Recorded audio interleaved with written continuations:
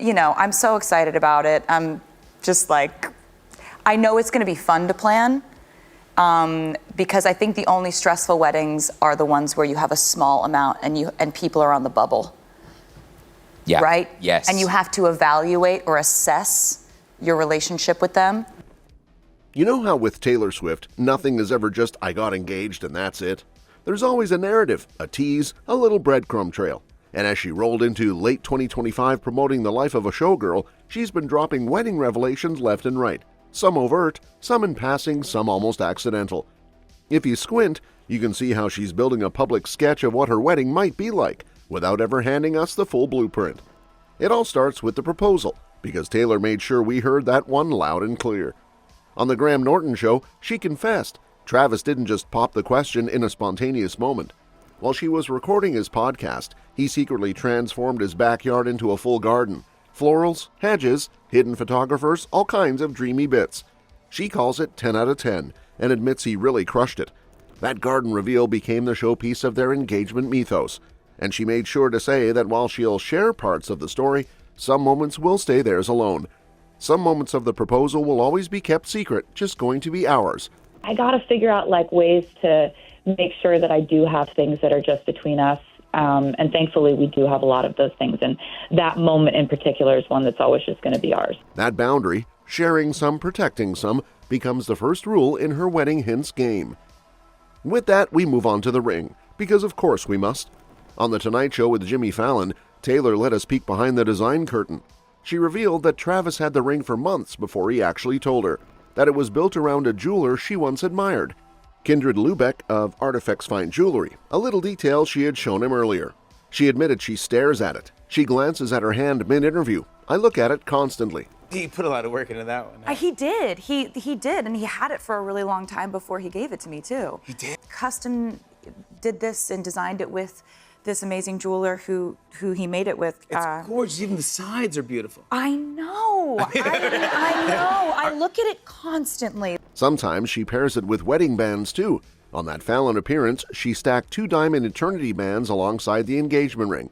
It's visual storytelling, like she's already sliding into that transition from fiancé to married. Oh, my Lord. Can we look just at the camera? Back in London, the radio waves crackled with more hints. On BBC Radio 1 with Greg James, which has been a long-time conversation space for her, she surprised Greg by inviting him, yes, personally, to her wedding. He asked, "Am I coming?" She replied, obviously. The way that he's going to do that as soon as he sees you at our wedding is that's going to happen. He's just going to... Whoa. Oh, did I? Am I coming? Obviously. It was playful, warm, and yet another mark that she's weaving her personal circle, public figures included, into the story. Greg prodded, asking if it's a destination wedding, where, when. She sidestepped. You'll know. Is it a destination wedding? People don't think that we're actually friends. She also casually reminded him of their old jokes, like when Greg once said you need to have a shower at one of her festival appearances and told listeners she was never offended. Remember when you were joking with me at this show we did about being sweaty and people thought that it was a greatly offensive thing? Taylor didn't stop there. She took over UK radio during her album launch morning, showing up on Heart Breakfast, Magic Radio Breakfast with Gokwan and Harriet Scott, Capital Breakfast, Hits Radio, you name it. In those chats, she mixed wedding talk with album talk, baking stories, career reflections. On Magic Radio, she talked about why she premiered the album in cinemas as a way to bring fans into the behind the scenes with commentary, video, storytelling. In the same breath, she tied in Travis's favorite track, Opalite, revealing how she chose metaphors and gemstones for a reason. On Capital Breakfast, she spoke about British humor, about friends, about how life in the UK shaped her. It's not deep wedding talk every minute, but those radio appearances allowed her to drop flavor and remind us that Travis is part of her creative equation in this era. Then there's the Scott Mills Breakfast Show on BBC Radio 2. She didn't drop a massive bombshell there about the wedding itself, but she shut down rumors that marriage would mean retirement.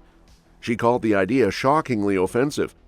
A shockingly offensive thing to say. Absolutely. It is not the last album. It's not why people get married. No, exactly. So that they can quit their job. She leaned into the idea that creativity, performance, and partnership all still live for her, even as she builds this next chapter. Meanwhile, she talked about writing the album while touring, how she'd fly between stadiums in Sweden and carve time to write, and how this wedding talk is new, emerging now that she is in a place where the idea of marriage feels possible. Back in America, on Late Night with Seth Meyers, she dropped a story about Travis mixing up a celebrity moment. He once thought Anna Eberstein was Greta Gerwig at one of her shows. It was funny, human, and intimate. You didn't mention Greta. Did you meet Greta? And he's like, yeah. And I was like, okay, well, what did you say? He's like, well, I walked up to her and I was like, I love Barbie. I'm seeing all over the internet is just videos of Travis dancing with Greta all night, like they're best friends. Travis, here's a video of you with Greta. It feels like she thought the joke was funny. He goes, oh, that's not Greta. She also used that stage to admit, yeah, it's about time she start poking around at the wedding details. But invitations? Not yet in the toolkit. That's a recurring theme. She's pacing herself. She's also had to deal with the old persistent rumor game. For example, that marriage would kill her music career.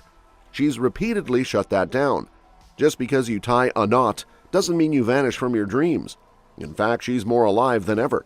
Let's not forget, she's also confirmed that she's been seen wearing more than just her engagement ring. On Fallon, those stacked bands sent a signal she's already stepping into the married aesthetic.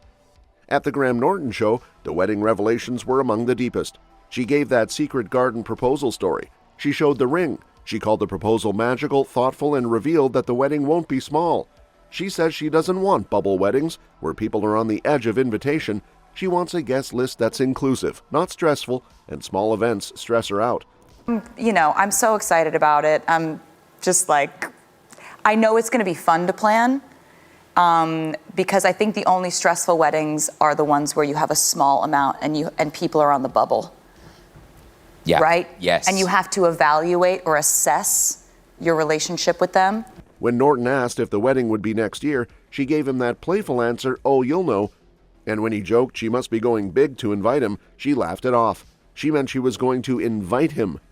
She insists she wants to finish album work first. Wedding planning comes after. So you're going big. I just mean that I was going to invite you to it. I just am doing the album thing now, which is a big thing. Yes. And then I think the wedding is what happens after that. All these interviews, late night and radio, they combine into a tapestry. The proposal, garden, hidden photographers, intention. The ring, planned, studied, meaningful. The guest list, open, thoughtful, including names like Greg James, Graham Norton. The timeline, not rushed, music first, wedding when ready. The tone, playful, loving, but with guardrails. The vibe, this is not just a celebrity wedding, it's Taylor's wedding story, public, but hers. What we don't know is every detail. We don't know the date, the location, the dress, the vows, but she's given us the shape, the heartbeat, the early sketches. There's romance and care in each reveal, and that's exactly how she wants it. Because for Taylor Swift, even in love, the story is part of the art, and she's not done writing. Now let me lean into a few fan theory tie-ins and predictions. Prediction 1. Destination garden wedding. Given the proposal's garden setup and multiple hints toward a location answer someday, we suspect the wedding will be outdoors in a romantic, lush setting, perhaps somewhere meaningful abroad, England, Ireland, Italy. She hasn't said destination flatly, but she's danced around it. Prediction 2. Opalite as first dance. Because she pushed the song, linked it to his birthstone, made it his favorite, and used metaphor language, that's gotta be a contender for the first dance, or at least the wedding soundtrack. Prediction 3. Surprise performance by Ed Sheeran. Taylor hinted during radio interviews that Ed might perform. People have speculated Ed has been always asked to sing at weddings, and that's not a subtle idea. He might show up on stage. Yes, this is a classic guest performer theory, but one truly backed by Taylor's hints. Prediction 4. No bubble invitations. She's already said she won't do bubble weddings where people are on the edge of invites. So expect a generous, inclusive guest list, which kind of debunks all the rumors that were previously coming in that this was going to be an intimate gathering. Maybe she'll invite people she's never publicly been close to, hence inviting media figures like Greg and Graham. That feels like a statement. This is going to be for everyone she thinks matters. Prediction 5. Ceremony with private and public moments. Knowing she wants to keep parts private, we can imagine a ceremony structure where certain vows or readings are kept off camera or for closed guests. Public photos of some moments, but private sanctuaries for the emotional core.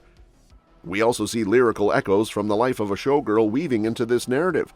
Songs from the album might be read as soundtrack to the wedding or its aftermath. We just hope it's not the sensual wood.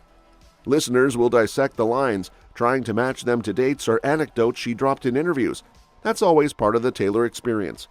And one more note, inviting radio hosts and talk show hosts to her wedding might seem strange at first glance, but in Taylor's world, those media figures are part of her life story. For example, Greg James has been a voice in her life, interviewing her for years. When she says, "You'll know at a different time," that's a theatrical pause, a memory, a signal. And think about how she frames her boundary. She shares the outline but not the interior, the ring, the garden, the invite. Glimpses, the vows, the tears, the speeches. Closed. She's controlling the narrative. She's telling us she's investing in drama, but on her terms. In closing, if you were watching this as a film, you'd say the revelation arc is underway. First proposition, then ring, then invite, then rumors, then fan speculation, then the wedding. We're building toward a crescendo. Taylor isn't rushing, she's letting the anticipation simmer, and we're all leaning in for when she finally says you'll know. Keep your ears open for more radio clips, more throwaway lines, more lyric links, because Taylor's already told us the path step by step. We just have to walk it with her. That's all for this video, folks. We'll see you next time.